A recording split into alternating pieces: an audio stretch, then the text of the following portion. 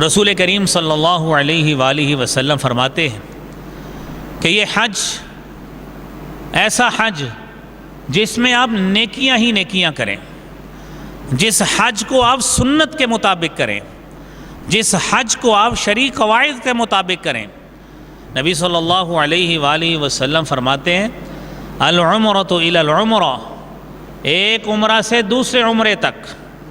کفارۃ لما بینہما، ان دونوں عمروں کے درمیان کا جو وقفہ ہوتا ہے اللہ تعالیٰ تمہارے گناہوں کا کفارہ بنا دیتے ہیں۔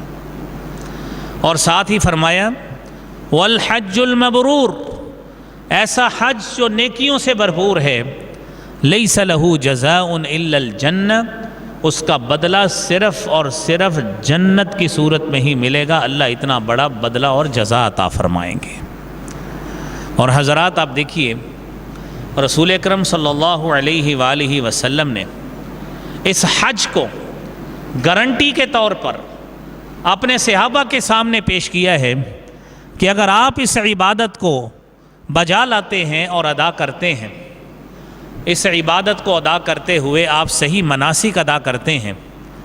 تو اللہ رب العالمین اس کی برکت سے تمہارے سارے گناہوں کو معاف کر دیتا ہے۔ سیدنا ابو ہریرہ رضی اللہ تعالی عنہ ہی کی حدیث پوری سنیے، فرمایا من حج للہ، جو شخص اللہ کے لیے حج کرتا ہے،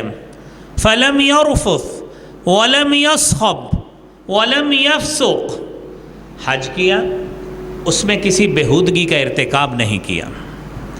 اس میں لوگوں کے ساتھ شور شرابے والا معاملہ نہیں کیا، کوئی گناہ نہیں کیا۔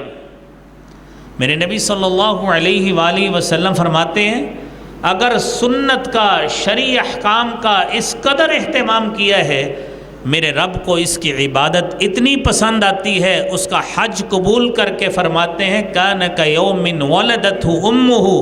کہ اس کی کیفیت آج اس طرح ہے جس طرح اس کی پیدائش آج پہلے دن ہوئی ہوتی ہے۔